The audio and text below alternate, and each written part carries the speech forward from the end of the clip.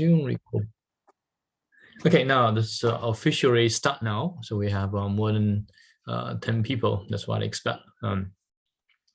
So that's a very brief introduction about our school and what we do. So the primary goal is just help people to find a job. If you want, we do have internship, and we also can help you to find a job by working with either it's, the staffing companies to place you in a like contract job, or we just place you in the companies directly. So that's what we do. For our programs, we have a 2 months program, 8 months and 2 years. The 2 months just one course. 8 months you get a certificate, and 2 years you get a master degree. So that's our programs. And why CSTU? So that's pretty much as I said earlier, first, we help you to find a job. Second, if you're unemployed, it's free. And then our faculties, it's not just academic, they will have industrial experience. They help you to understand the hands-on technology you practice, and then that's how you can do, we just focus on to make sure you can pass the interviews. Okay, now let's start our topic about Bitcoin. So first thing I want to review is the hashing technology. So this is very important in the Bitcoin. So all those data mining, they are doing hashing. So hashing is very important. And I want to stress 2 things. Okay, hashing is a one-way function. Just as a review, we talked about this last time. So hashing is a one-way function, meaning you can only go from one direction to the other. Okay, that just means you are hashing a long strings or numbers into a short hashes. There's no way you can go back. For example, in the red one, there's 02s. And John Smith, maybe Sandra D, they all hash to 02s. So why I said that you cannot go back, because there's 2 oranges. You can go from John or from Sandra. You don't know which one to go. So it's not a 1-to-1 mapping. Whenever there's a M-to-1 mapping, you cannot go back. So that's the math. Whenever you want to go back, it has to be 1-to-1 mapping. So hashing is not 1-to-1 mapping. That's one thing. And second thing is, hashing actually, it takes a lot of time. The goal for hashing is to hash those left hand to right hand evenly. So you have to do a lot of calculations. It's not simply just hash them to one round of computations and you get the hash values. You need to do many rounds of computations. In other words, in the left-hand side is the keys, and then you try to do many rounds of computations. It's like a shuffling a deck of cards. In the end, we hope the outcome will be random. When I say random, means that evenly distribute. So you have to do a lot of computations. So keep in mind, computation time is one of the things hashing technology needed. So this is the examples about the hashing. So what the hashing be used for for blockchain, we call that like a fingerprints. Whenever you have a block, you have to hash them into a fingerprints. So that's what the hashing is about. You have the data, you have the hash, and then you hash the entire block to fingerprints. The fingerprints meaning if you change anything in the block, then your fingerprint will be changed. So you can consider that's what I said. Okay, it's a fingerprint of the contents of the block. Now let's keep going. When we say the blockchain, basically you just keep the fingerprints of previous block in this block. So in other words, if you change the contents of block 1, then the fingerprint will be changed. Then this fingerprint is also in block 2. So the hashing of block 2 will be changed. The same thing in block 2s, fingerprint is in block 3, then the block 3's fingerprint will be changed, the hash will be changed. If you touch one bit in the previous block, every single hash along the train will be updated. So that make the hackers impossible to touch or to change anything in the contents in any block, because you need to make all the changes. So that's the reason we use a blockchain. Basically, we call the blockchain, the records or the ledger is immutable. Is you can ever be changed. Whenever you change it, it will be detected. So that's the fundamental for blockchain. It's a database which cannot be changed. So now we mentioned last time proof of work. So the proof of work, just to prove, to do lots of things, to do the hashing. So what exactly proof of work? It's just intentionally, we say 10 minutes, right? So we do the hashing, you probably need less than maybe 1 second, you can do the hashing. Even so that you need to do a lot of computations with current technology. Do hashing is nothing, it's very simple work. But how you can make sure this is intentionally, I want you do the computations about 10 minutes. How to do that? Okay, that's one of the Bitcoins, the one of the core things. We're talking about the mining. What does that mining means? What people are doing? It's not like we are doing all the hashings. We intentionally to make this hashing hard work. Okay, now what do I mean to make this the hashing hard work? So that's what I need to explain a little bit. And let me get a new slides. Okay, now let me see. I can draw something. Okay, that's good. So now, if you have a block, right?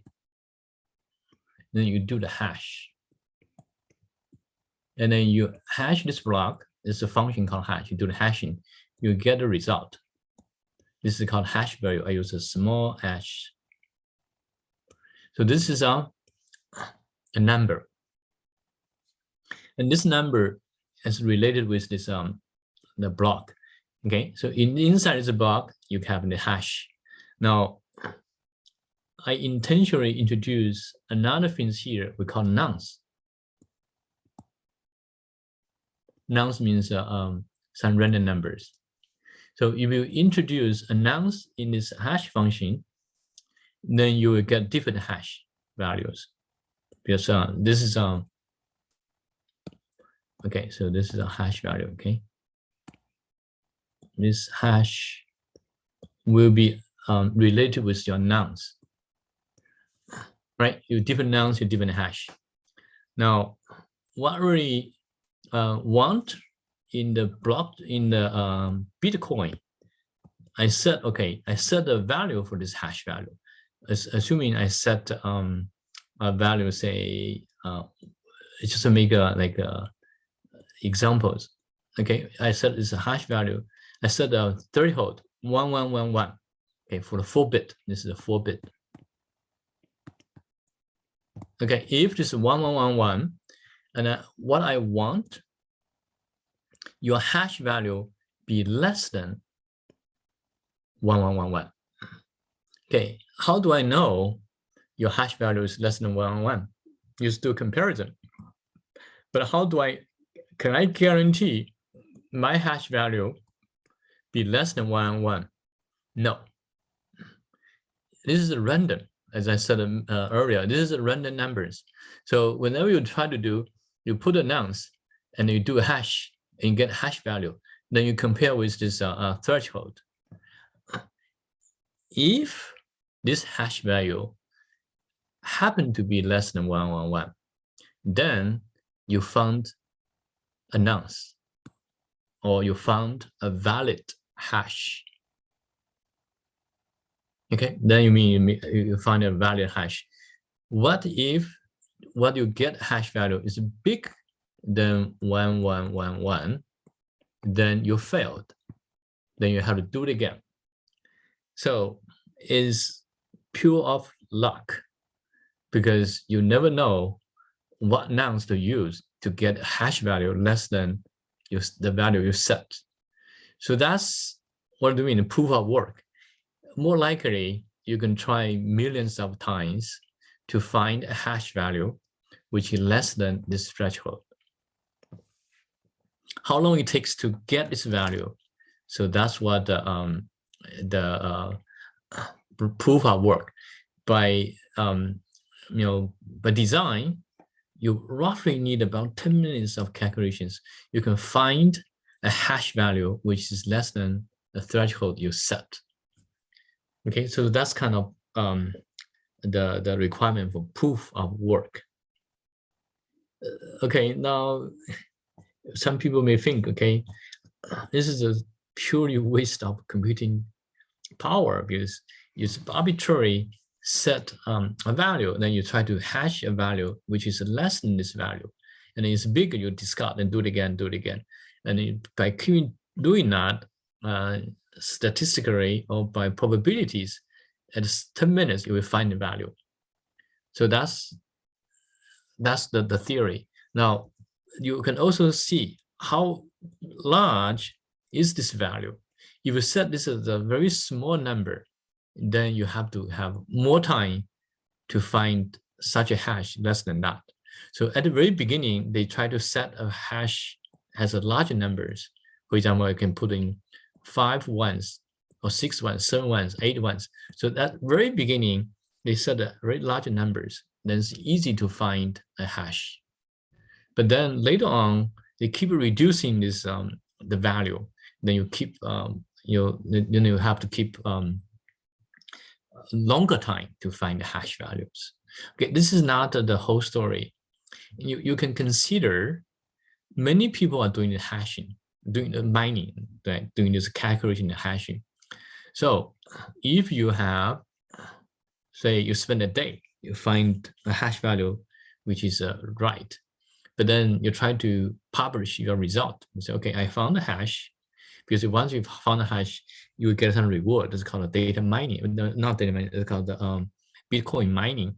But then you found that there be 10 people already. They already found the same hash. Not necessarily has to be same hash. They just as long as the need this value will be good enough. So this is valid. So then only one winner. Whoever published it first, you get this reward. The rest of people, even you found one, then you'll be useless. Okay, so for that reason, it's not just find one, you have to be the first one to find it. That make the competition very, very intense. Whenever there's one thing you want to find a hash, there may be millions of people that are doing all the work. And then that's only the first one can get the reward of the Bitcoins. The rest of them, your work will probably be wasted. So you have to have a faster and faster computers. That's the mining supposed to, you buy a lot of specialized computers. Some computers even have this special hardware. They do this hashing much faster, so you can make sure you'll be the winner. Then you can earn the money. So that's the proof of work. Nowadays, in early days, you can have a laptop, then you probably can earn some reward. But now, if you do not have a lot of computing power, then more likely you will not be able to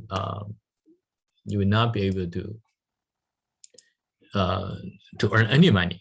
Even you try your best, there were some people who have the faster machines, they will be the winner, you'll be the loser. So if you try to use your own laptop, more likely you will not be able to earn any money. You need a special hardware.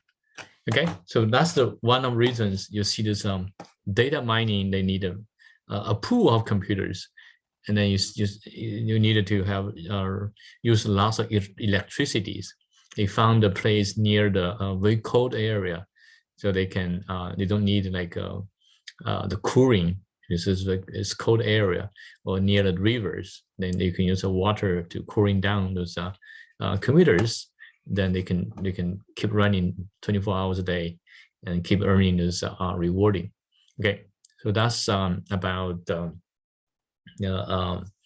Bitcoin mining. This again, this is a review about how the blockchain works. It's the same thing as Bitcoin or how the Bitcoin is used. Whenever you have transactions, you need to broadcast the transactions and you validate the transactions and add it to the chain. So when we say when we talk about the proof of work is doing here, validate transactions. Okay, whenever you want to publish the transactions, so people have to validate that. Then people to validate, you need to use your own computer resources to do the validations. Then to encourage people to do the validations, they give you the award, okay, the reward, which is a Bitcoin.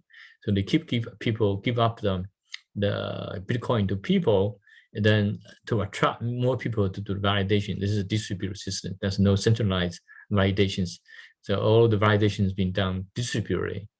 When I say distributed, I mean everyone can do the validations. Whenever you validate, you add to the blockchain. So only one block can be added to the chain. And only the winner will be added to the chain, and the winner also get a reward. Now, so who actually administers that reward? Is there a central authority? I know it's supposed to be decentralized. Who grants the blockchain or the Bitcoin to the winner of that computation? Okay, so majority, we call it majority rule. Okay, so first it will be the winner. Okay, if there's a tie, okay, winner means the first one. If there's a tie, then we use the majority rule. If you can validate more blocks, then you are the winner. Okay, there's no centralized authorities. Okay. So just see who has the longer train, and then you are the winner. Okay. So it's purely competitions, very intense. Now, how does a block get verified? That's another question. How does the block get verified? You know, everyone can verify that. Okay, this is not like the SIG asking, is there any centralized? No, there's no centralized. So validate is for the entity validations like identity, the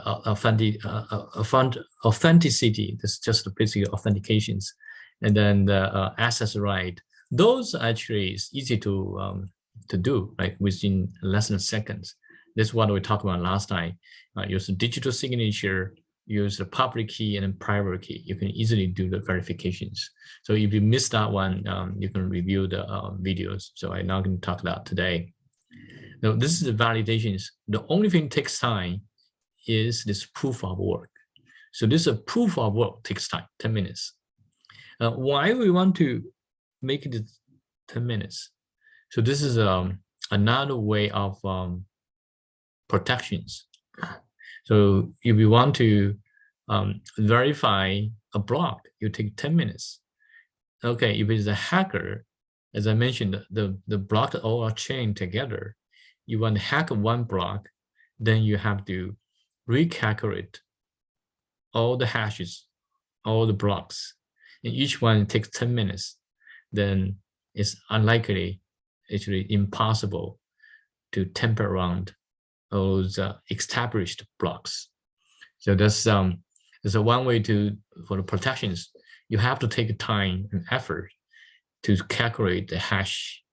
The reason for the effort because there's some requirement. This requirement is arbitrarily being set to make sure you have to take 10 minutes, and that will makes you much longer time to change anything in the record. Okay, so that's about Bitcoin's proof of work.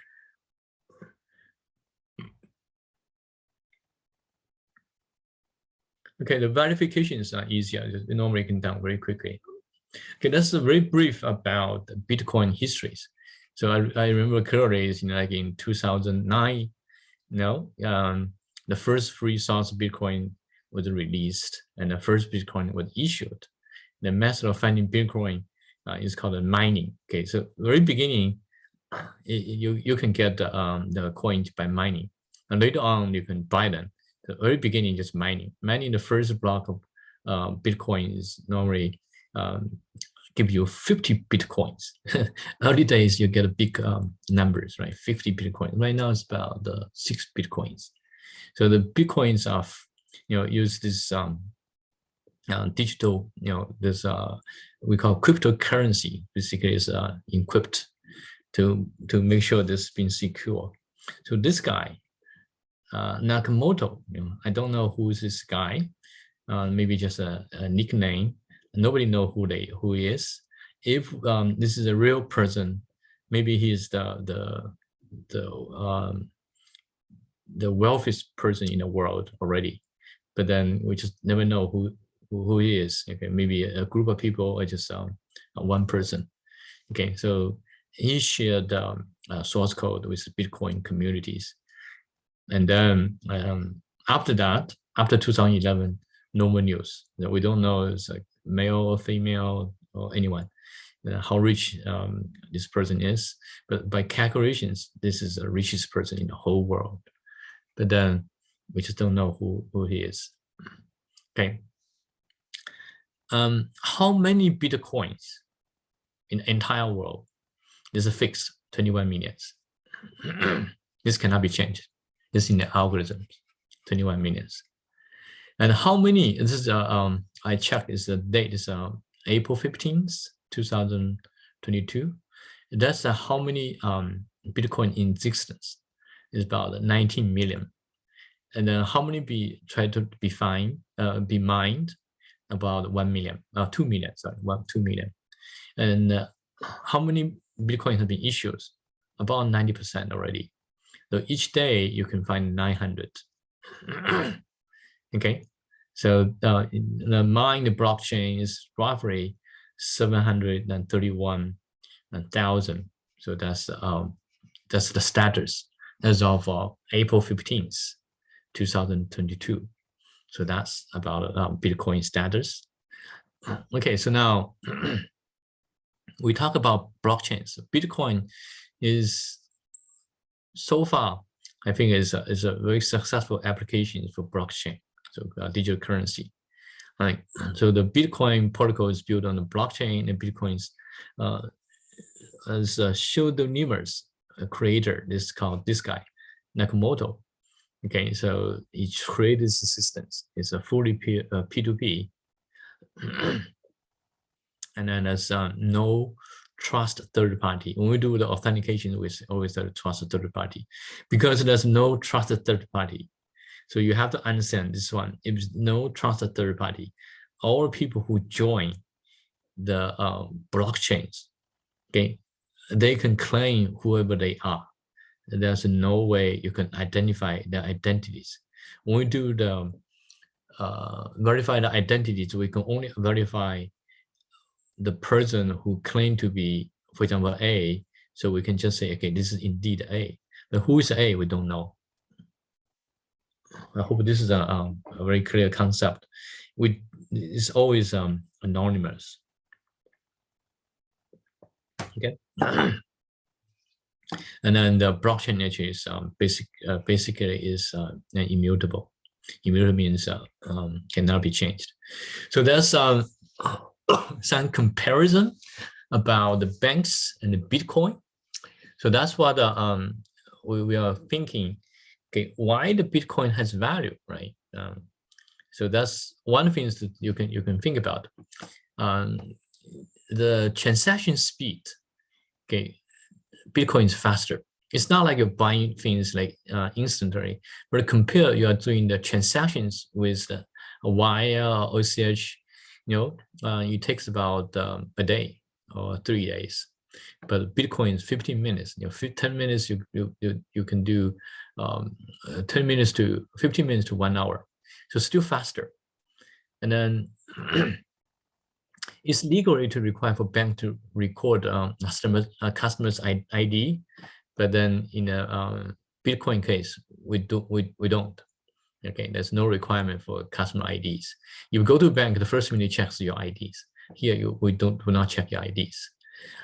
The government issued IDs is, you have to have an ID to set a bank account, but here you do not. Okay, you only need just internet connections. So that's the difference. The privacies, depends on bank, right? All Bitcoins is traceable, but the ownership of Bitcoin can be anonymous. As I said earlier, you join the Bitcoin networks, then you create IDs, but then the ID is still anonymous. Securities, right? Bank server is pretty secure, but not 100%. But then the Bitcoin, the network, this blockchain, we know this is pretty secure. There's no way you can really break the network because everyone has a node. There's no way you can change the node. And approve the transactions. Banks reserve the right to deny the transactions, also reserve the right to freeze the accounts. Here, you don't, okay? Once the transaction happens, once the transaction being recorded in a block, cannot be changed. There's no way to reverse that. So you give money from A to B, then it's done deal. There's no way you can reverse that transactions. Be very careful.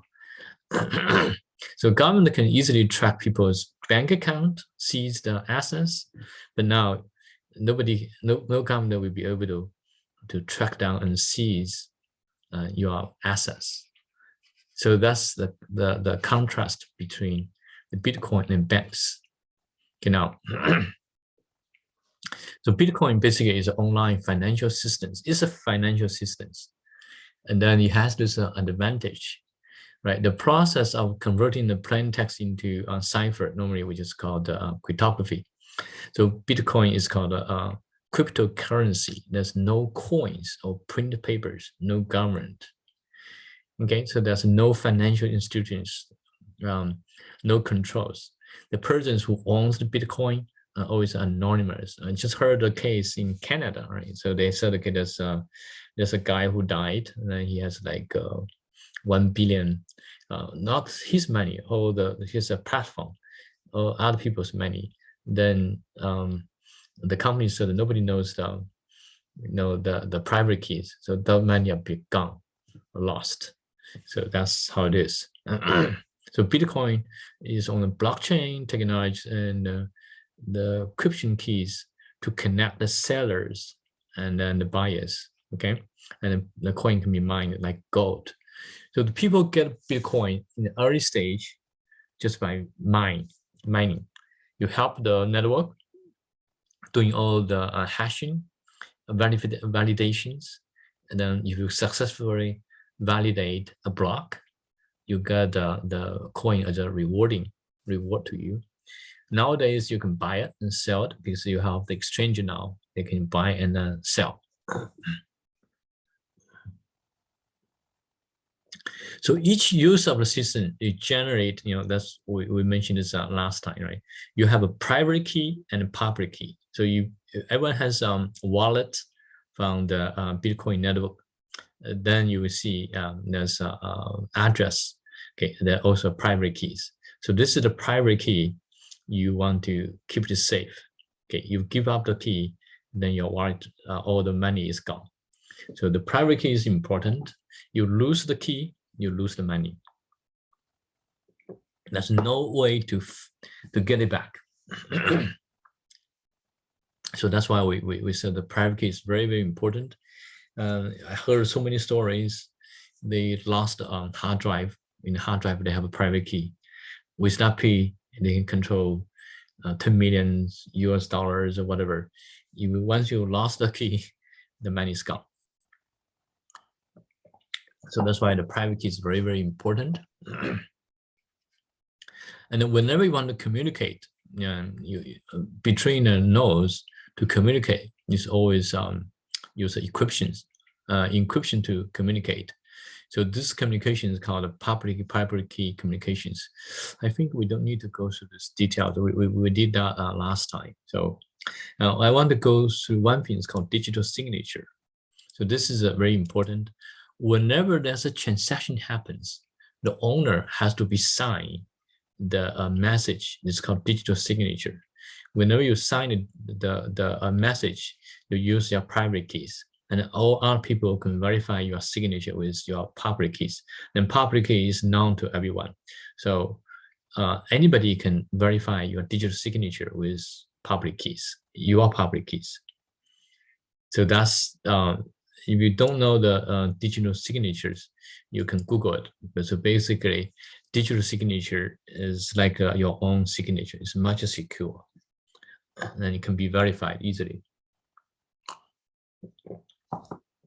Okay, that's how the overall how the Bitcoin works. Okay, the blockchain technology is used for to verify the transaction of Bitcoins. Then blockchain technology can use for any transaction verification. It's not just Bitcoin. Bitcoin is just one of the most successful applications. So each transaction will be digital signed by the involved parties, and the verification mainly to verify the signature. Okay, so signature very important. Now, it's for the Bitcoin transactions. There's a system we call UTXO. Unspent transaction output systems. A wallet will select an UTXO between controls and use it as an input for the new transactions. And then the crypto, the cryptographically sign, it's a digital sign, just a digital sign the transaction to prove the ownership of UTXO, and all other transaction nodes keep a record of the transaction, basically. So what does it mean? I try to, I'll give you some explanations. So assuming, okay, maybe I can get another slide. All right, so basically what it means, let me see the draw, okay, here. This is A, right? A, you do this mining, you get 6 Bitcoin, for example, 6 Bitcoin, right? So that's what you got. This is the original record. You have 6 Bitcoin. This is the B. So for this record, you have 6. How do you know how to spend the money? You assuming you send the this is a note about how much money you have. You send a block here. It's a record. You say, okay, A give it to B 1 Bitcoin, and with the original A has 6. So this is a block. Okay, so nothing has been, very beginning I was thinking, oh, you have 6, give B 1, right? That's what you give to 1, and then B has to return. Technically, it's like what we spend money is you return 5 to A. Okay, Bitcoin doesn't work that way. Okay, so they just record this transaction, which says original 6 now, and now 1 give to B, and then A remain has 5. So the record says this way. You don't have to give changes back to A. You just they all the record or the block of the chain is all talking about how this 6 Bitcoins, the status, okay, who is holding now 6 1, very beginning, so the A holding 6. Now at this block, it says, okay, B is holding 1, A is holding 5, A is still holding 5, now B is holding 1. So they keep adding to the record. It's no like spend money and do changes back and forth. It doesn't work that way. So basically, the block just keep recording. Now I have 6 coins. Okay, now what happened to 6 coins? Who owns that? So they only keep the record who is the ownership. So in this way, there's no like changes or kind of things. They don't really split this 6 coins. This is 6 coins still in this block. the all been adding to this block. This is who is the ownership. Okay, this way, you can see there's no way you can come out with some coin from nowhere. So the origin of this 6 coins more likely is coming from the mining. Okay, you mine, you do the Bitcoin mining, you got 6 coins. Then the blocks, okay, the chain can be adding to the block and just to record who is the owner now. Okay, is that clear? So the Bitcoin usually is just a file. It's like I said, it's a file. It's stored. It can be computers, smartphones. Then people can send, receive, and then in a digital wallet. I have a wallet in my cell phone. Okay, everyone can download this digital wallet. Then there's a unique address, okay, generated by Bitcoin software for each transactions. So this is the address. Okay, now this address is not network address. I will explain that to you later. But then this address, you give this address to any other nodes in the network, they will be able to send you the money. Okay, so that's different layers. So this is application layer address, but to do the communications, then they will need a network layer protocols. So that one layer protocol is a TCP/IP. So they will be able to do the routing, do all kind of stuff to send this over. So eventually, it just this is a encrypted message will be sent to everyone, and then as a block. So if this block been verified and attached to the network, and everyone knows what's the status of the original piece of coins.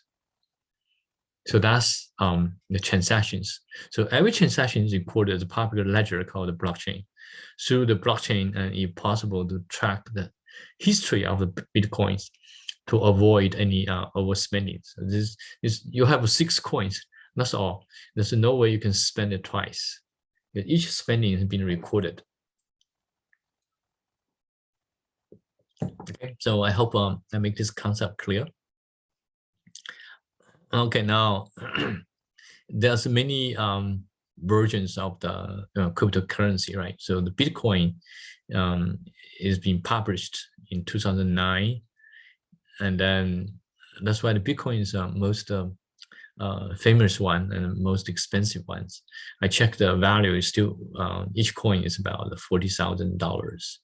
Compared to 2009, I remember clearly, $1 can buy 15 or 20 coins at the time when I check.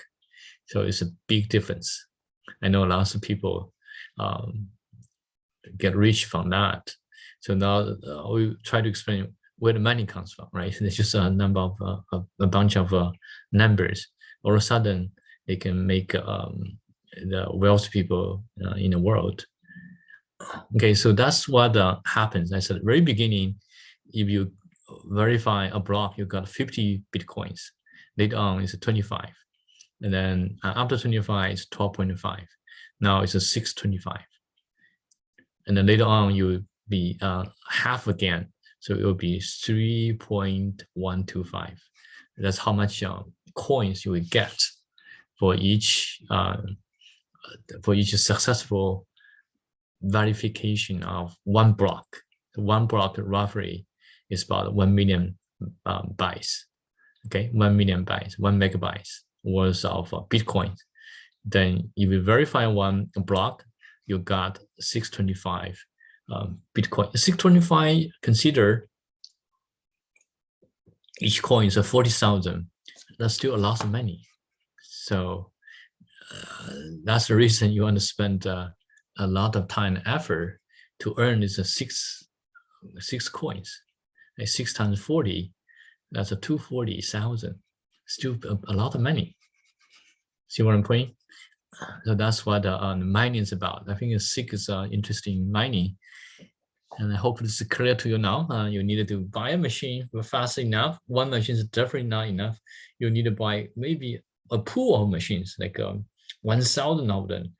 And then those pool of machines, they have to be distributed this way. When you do this proof of work, you divide the proof of work into like 1,000 machines or 2,000 machines. They each check the nonce. The nonce is the 34-bit numbers. Then you divide them into all of the machines. So then you check every single nonce and see which one can generate a right hash. And then with those so many machines, you probably have the chance to win. In the entire world, there's millions of people is doing that, right? Doing this proof of work. And you need to really compete with them. It's not easy. There's no way any individuals who can do the mining by themselves right now. There has to be a pool of people work together. Then there's a chance you can win.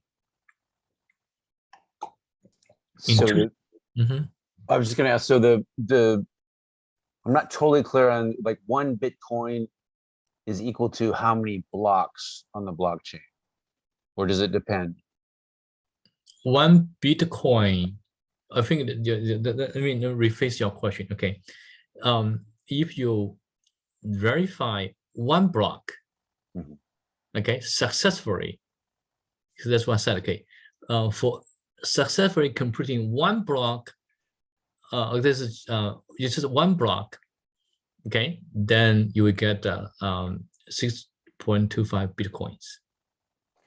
So I understand the reward, but the actual, when there's like, I think it was slide 15, you had, okay, here's the number of Bitcoin that have been mined. Here's how many left to be mined. Is there a correlation between the number of blocks? Yeah, 1.9 million Bitcoins left to be mined. Yes. So how does, and then, yeah, down to the bottom, mined Bitcoin blocks. So they mined 731,000 blocks to produce 19 million in change in Bitcoin. Yeah. So is the number of Bitcoin produced constant per the number of blocks? Not for the reward to the miner, but the actual Bitcoin mined. Okay, so basically, if we have one block want to add to the chain, right? Somebody successfully validated this block, you will get a 6.25 coins. But how many blocks will be validated before you can get this one? There's competitions. Maybe there's one block, but maybe there's 1 million people already got it verified, but only one winner.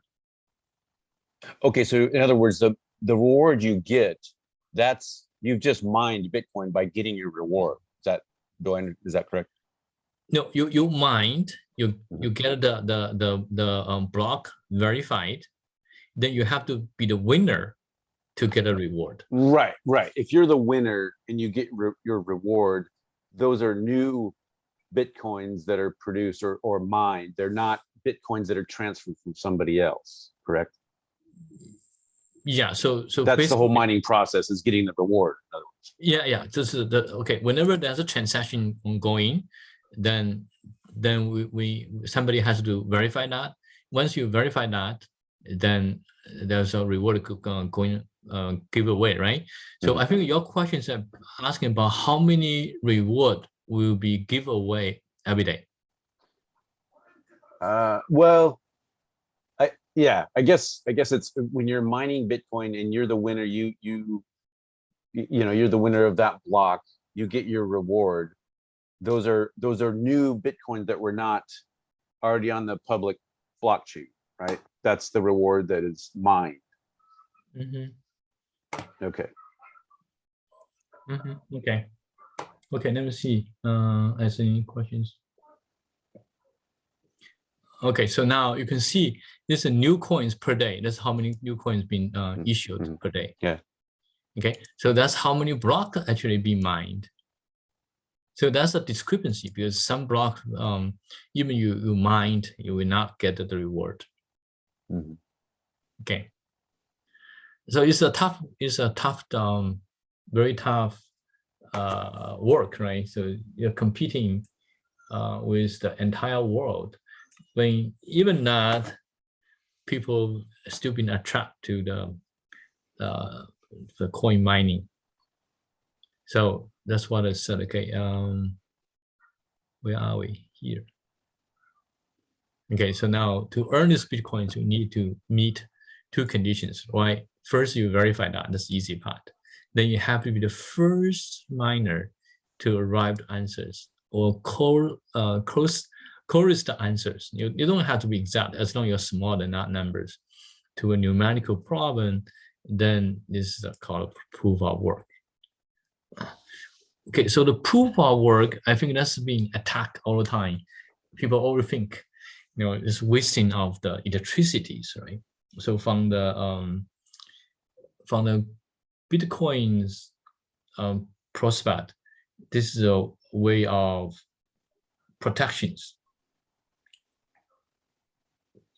Many people think this is a waste of energy, but the answer to that question is you need to have that hard work for the protections. So I will do a comparison with this gold, the real gold, and see why it's that. Okay, so this is called the proof of work. Okay, it's a hard work. You have to get a faster mining rig or more realistically join the mining pool.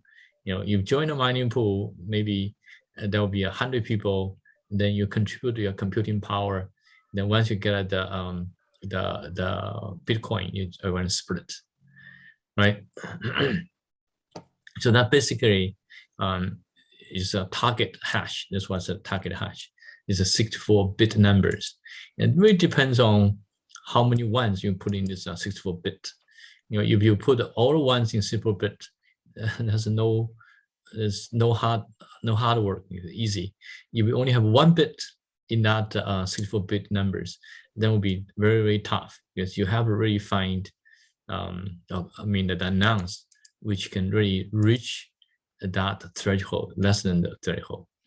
So that's, you can see the new target hash is become less and less, just make the work, the mining work harder.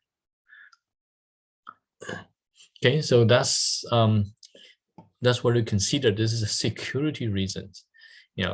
For the security reasons, it's not just train the blocks, it also give you the the proof of work for the security of the Bitcoins.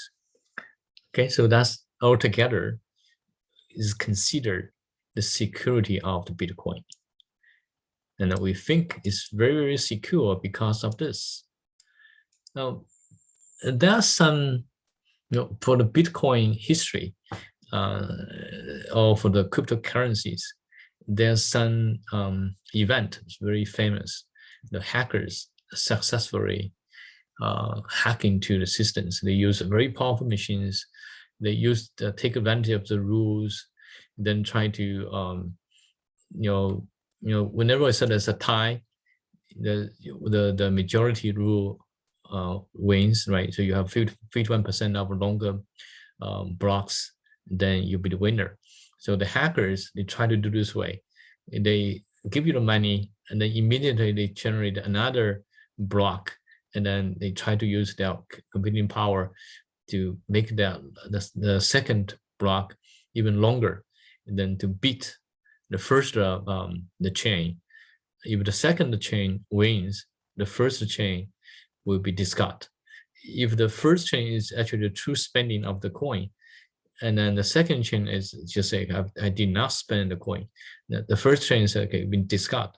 Now, the money which been spent will be void. In other words, this is called a double spending. That was one case I seen it's been successfully been hacked. Okay, that's even we do all of the things. This is not necessarily.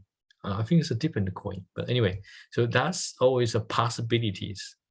In general, it's unlikely impossible, but I've seen a case they have successfully hack into the systems and be able to void legitimate spendings. But anyway, so that's the case. And I think you have to be very careful. You leak out the private keys, you lose the money, right? You lose the key, then you cannot get the money back.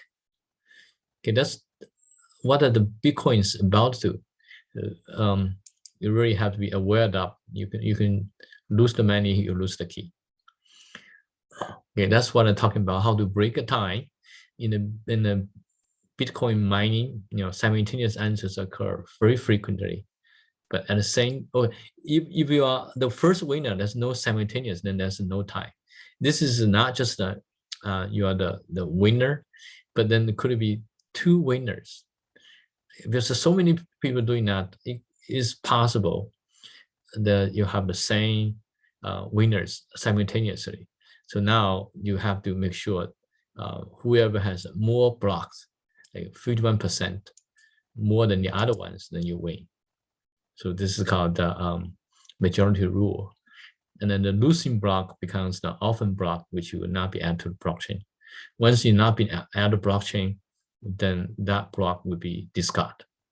This is different from the data from the mining. Mining is similar. You create a block, but it's not the winner, so it'll be gone. Here is because it is a simultaneous. They've been added to the block, and then still they've been discarded because you have a short. Your train is shorter. You still get discarded. Then the majority, or simple majority, the longer ones wins.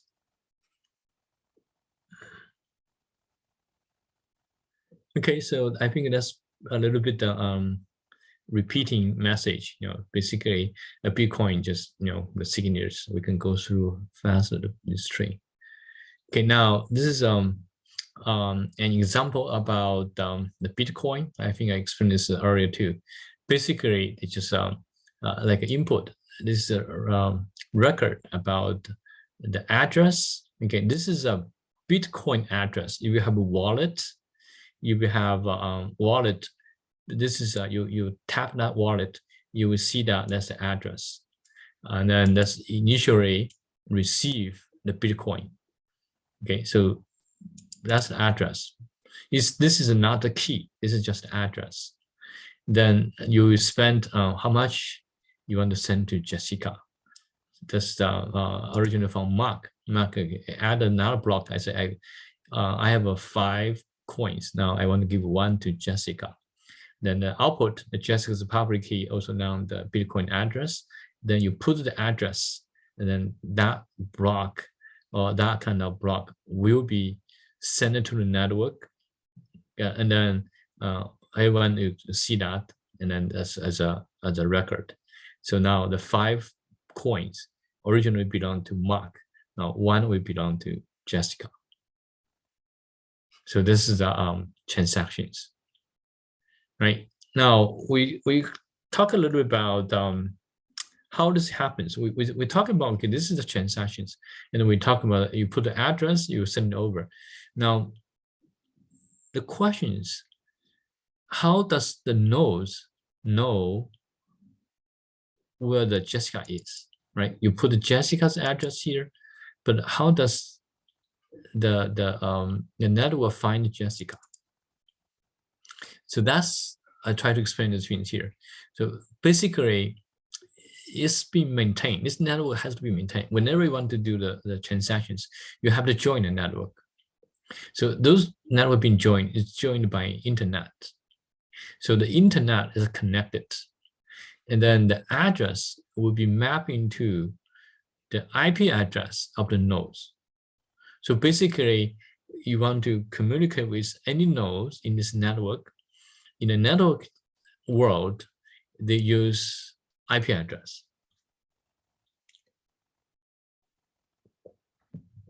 So we have to have a way to find the IP address. This is like P2p, I think in early days, there's called a BitTorrent. It's P2p network. Okay, they relies on each nodes of the network to find the address of the other nodes. Okay, so it's not like routers based on IPs, but they use this their Bitcoin address. So now I think I can explain to you a little bit here. Okay, so so this is called a Bitcoin address. Bitcoin address. Whenever you give this address to the to the other, whenever you want to send money, you put the address here in your nodes, then your address will be able to use to route this transaction to the destinations.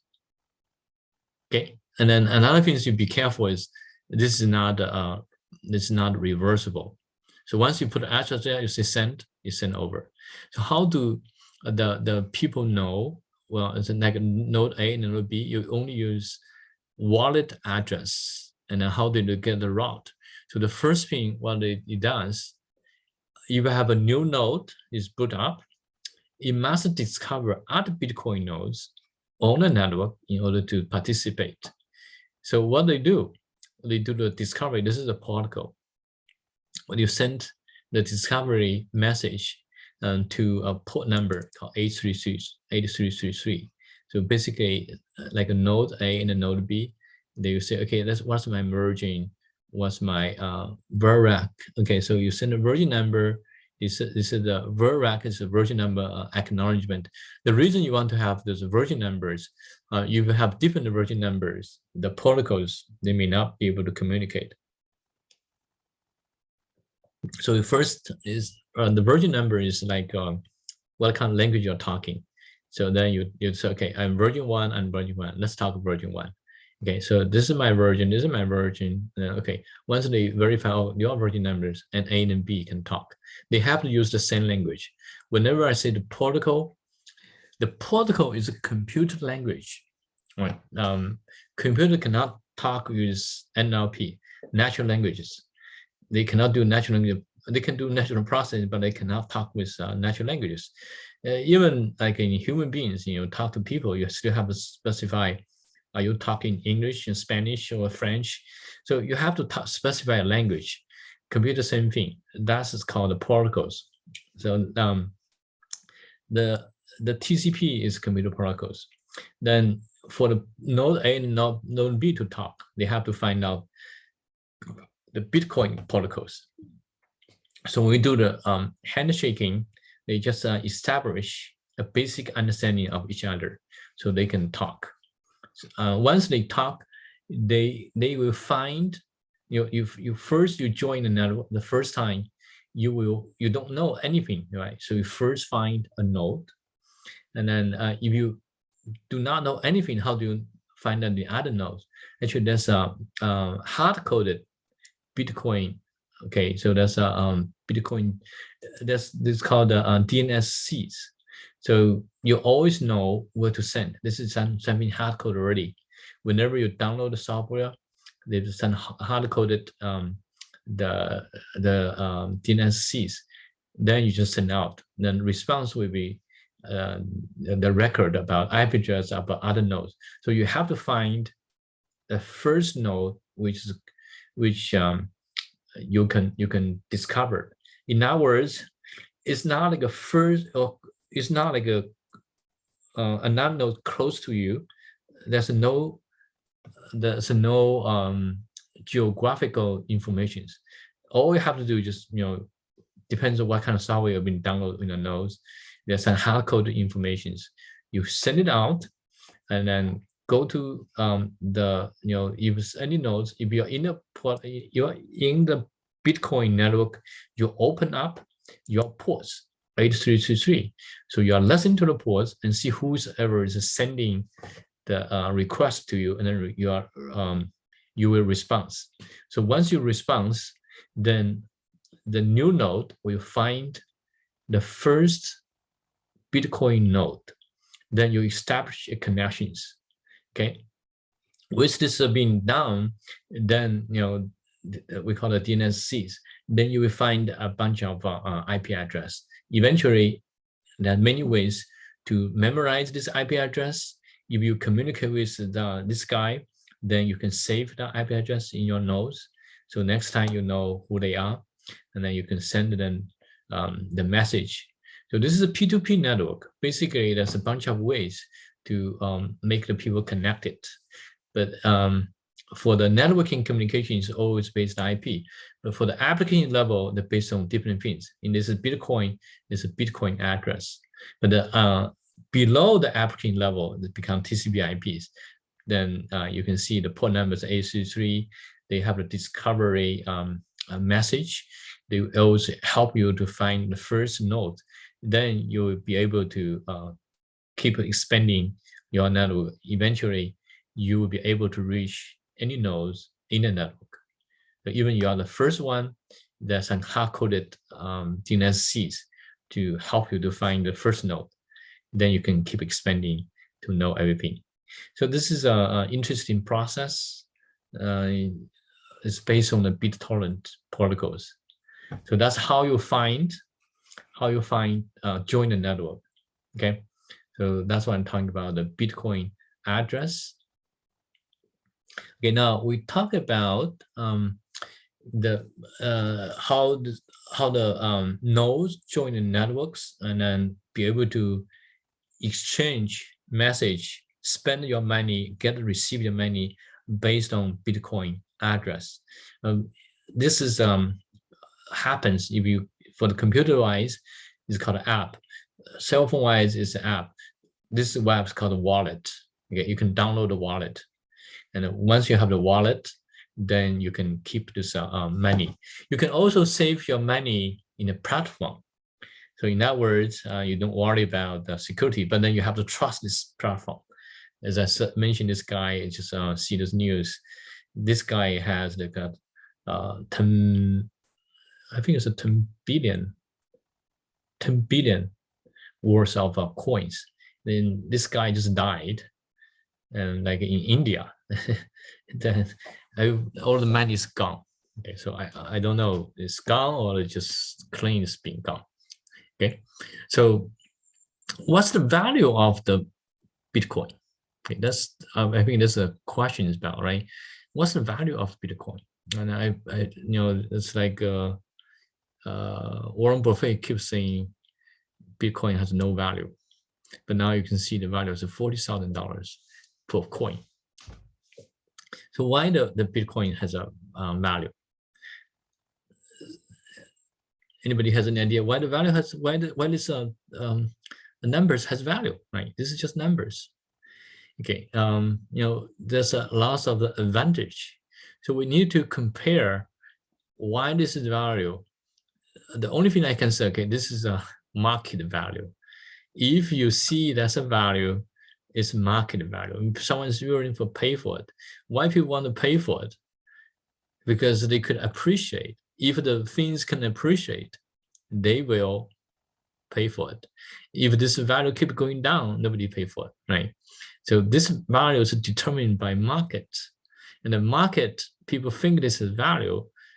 Everyone has a different opinion.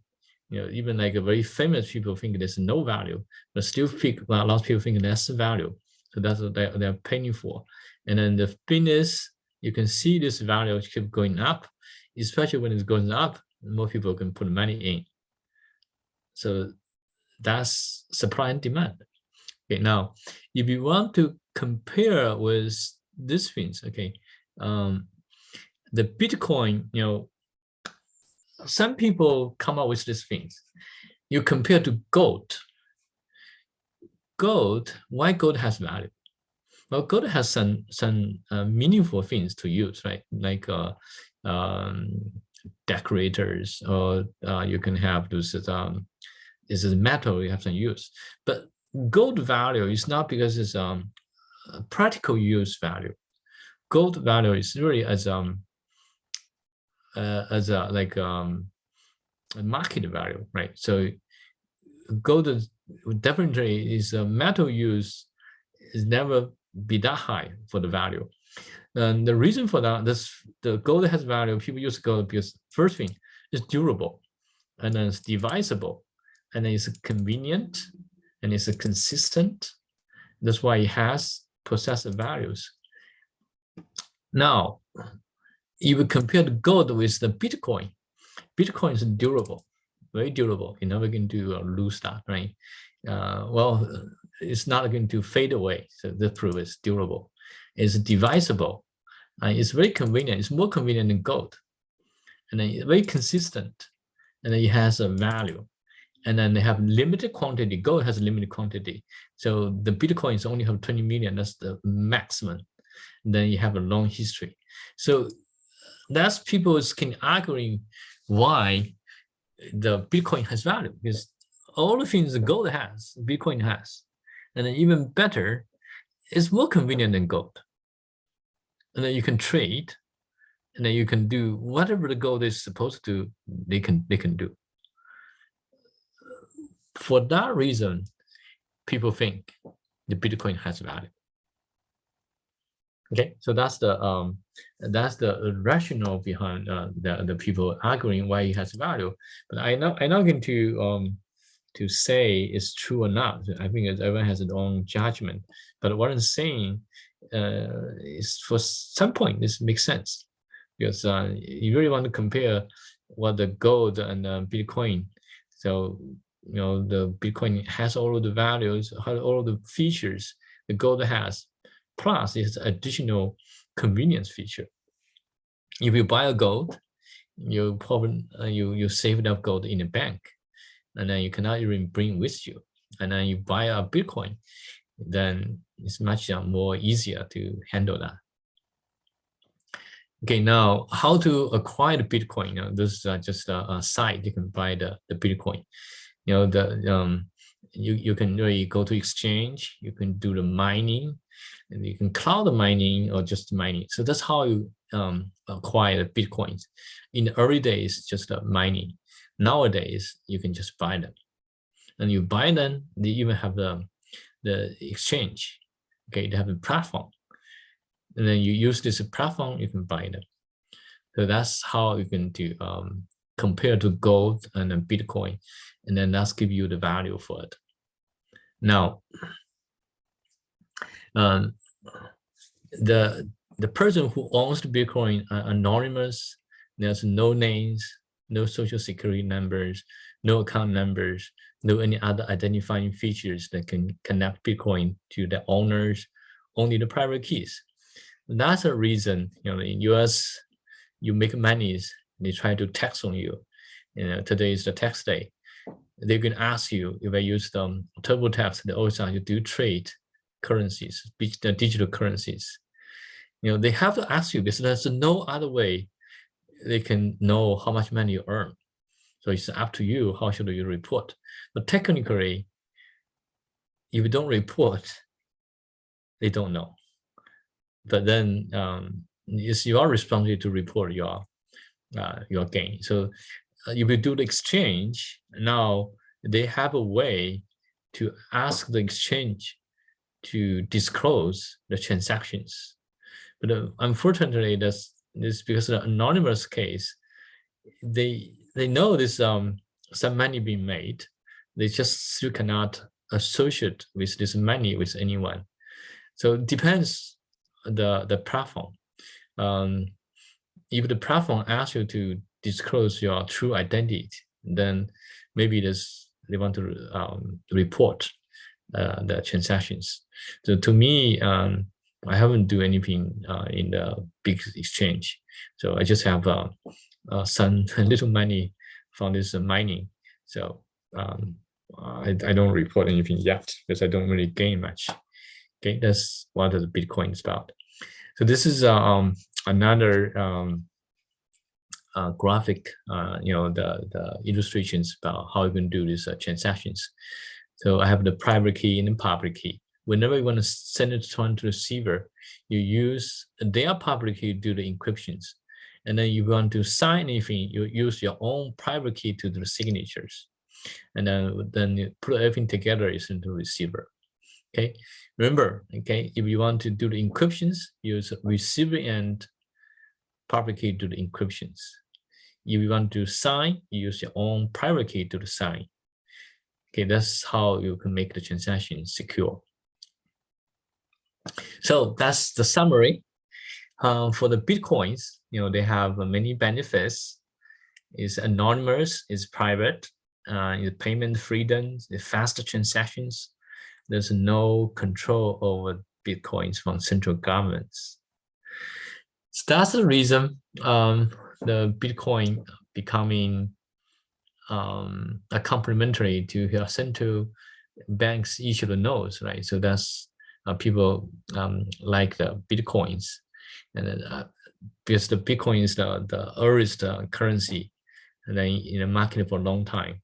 Even it's not the most efficient and fast mechanisms, but still this probably was the most because the market, market supply and demand determines the value.